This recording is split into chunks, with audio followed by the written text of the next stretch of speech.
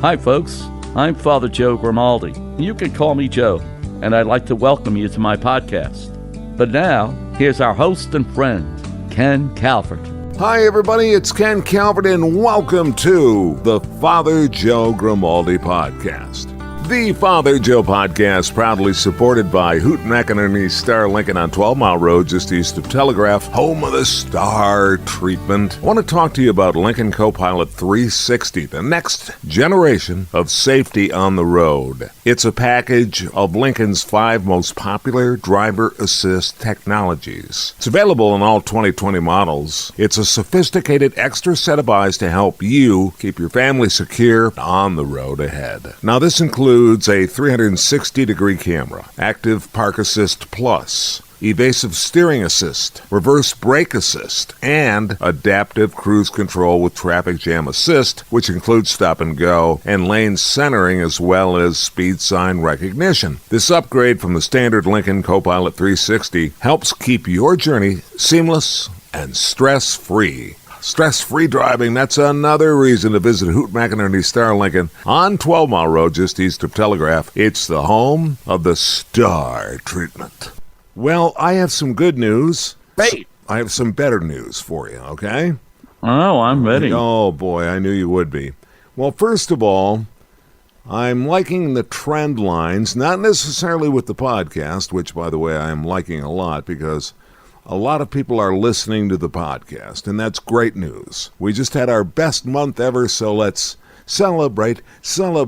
Oh, I wanted to tell you that whilst out running my errands today, and you and I talked about this last week, I think for some reason, some way, somehow, given world events or otherwise, more people are involved in the Lenten season this year than in the past 10 years. How do you feel about that? I don't know what to say because it's hard for me to judge. You know, I'm just in one little part of the world here. Right. So it's hard for me to see if there are more than usual or less, this type of thing. Because, you know, in order to make that comparison, you have to have numbers at hand, and I don't. Do you think anybody would keep track of the numbers on our end, on a Catholic end? Let's put it that way. I don't know. It really depends on the individual. There might be some people that do that. Ordinarily, that's not something people talk about unless there's a dramatic lessening of people or a dramatic increase in the participants. So because there isn't a dramatic loss or gain, I don't think people are talking about it for some reason or other. What makes you think that it is so much better? Well, it's funny you would mention that because I'm going to tell you.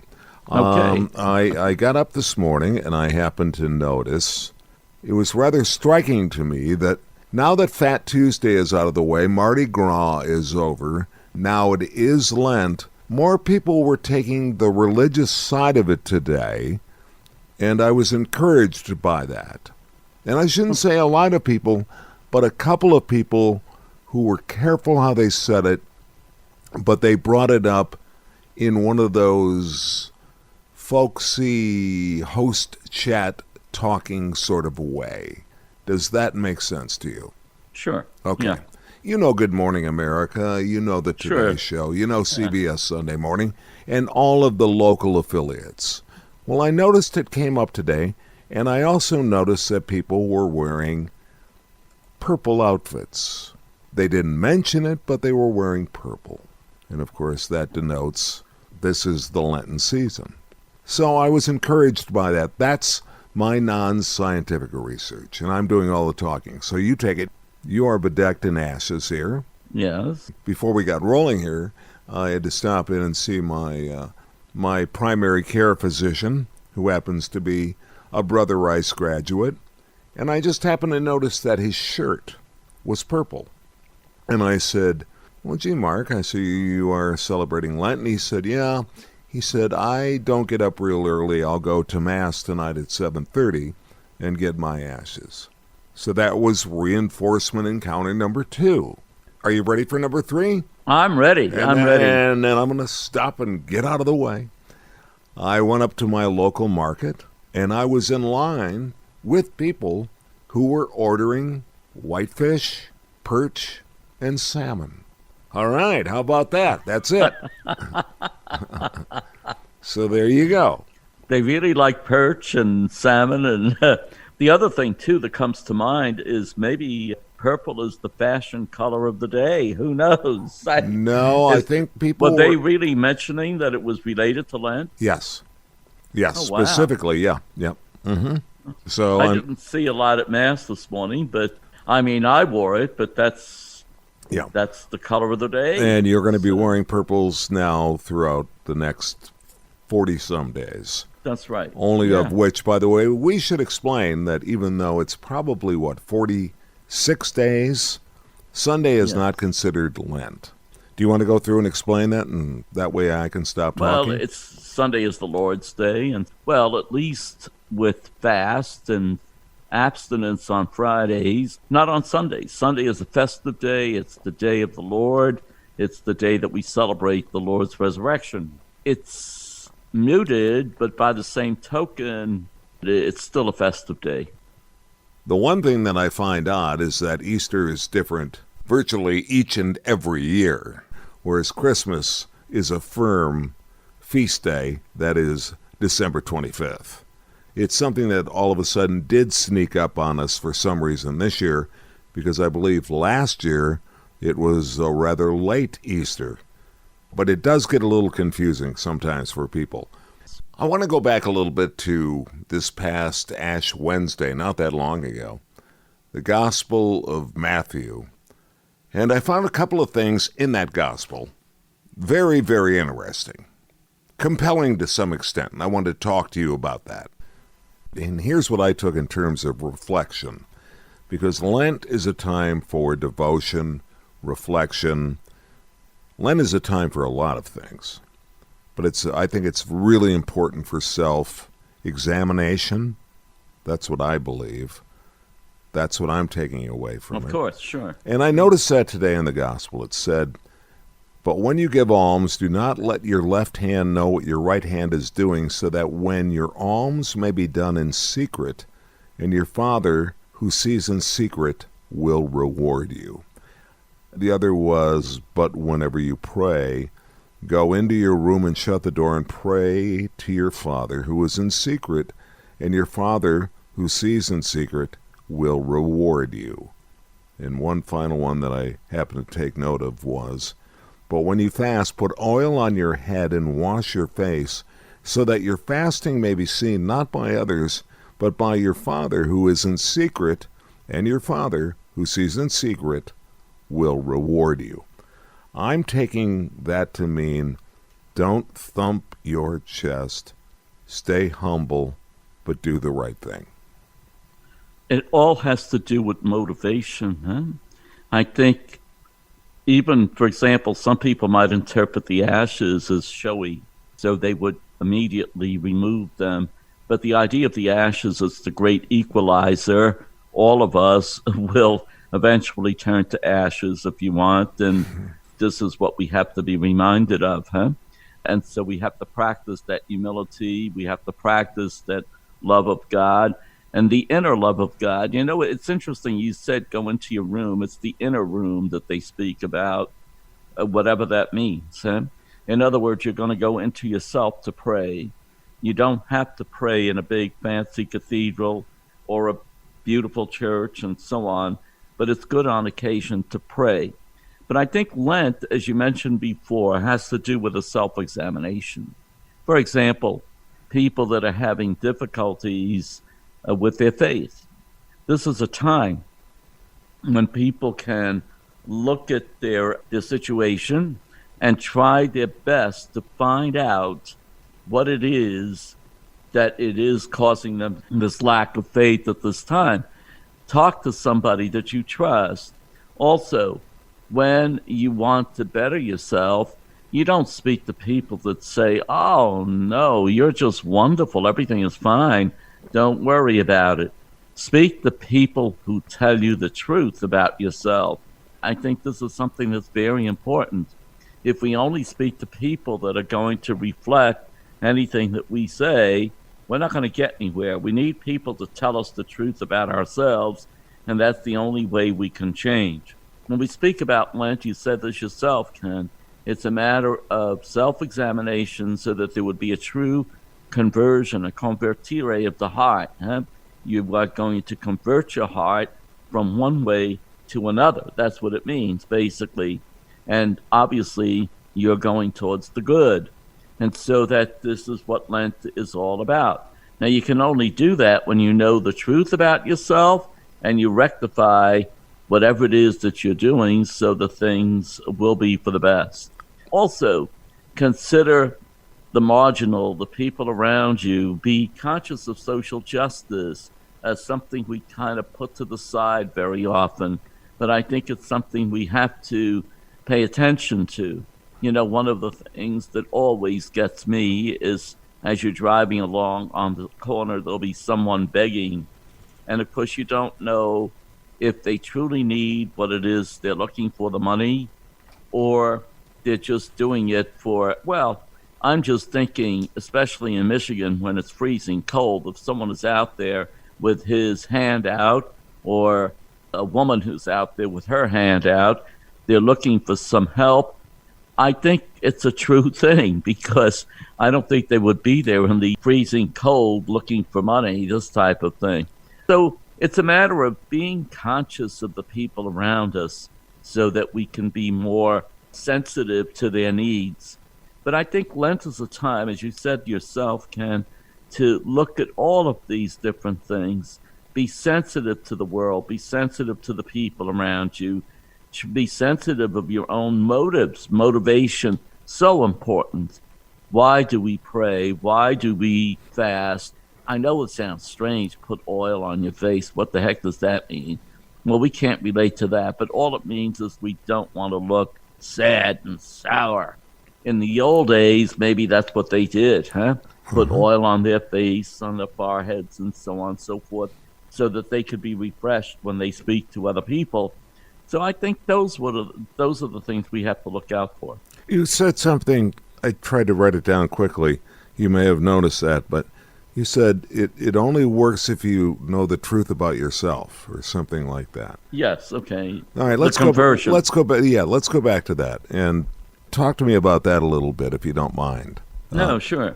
Well, you know, when we speak about a conversion, we have to know where we're starting, all right? Yeah, but what about the truth about myself? Well, I mean, it's as simple as that. We have to know where we are in order for us to be converted to something else, see? And so it's a matter of knowing where we are. And the only way we can really do that is to listen to people who will tell us the truth about ourselves. If we only listen to people that agree with everything I say and everything I do, well, it's not going to help me at all to convert. When I speak about conversion, I'm not speaking from, one religion to another, whatever. I'm speaking about a change of heart. If my heart is set a certain way, and we know that it needs a little push to move forward, the only way we can do that, I think, is that we know where we are and we know where we're headed. The only way we're going to find out is to speak to people who tell us the truth. Another point concerning that, it's easy for us to compare ourselves to other people. Oh, look at that guy. He's up there lecturing, looks like Jesus Christ himself. He's putting on this big act, but I know what he does. He's constantly at the bars right after work every day, and he's unfaithful and so on and so forth. And yet we say, I'm much better than that guy. Well, that's not who you compare yourself with. You compare yourself with Jesus crucified on the cross. That's who you compare yourself to. That's a good point. That's where we learn. Yeah. That's or the woman that says, there she is, always holier than thou, with her head bowed. Oh, I'm a lot better than that. But we have to compare ourselves to Christ crucified. We can't just compare ourselves to other people.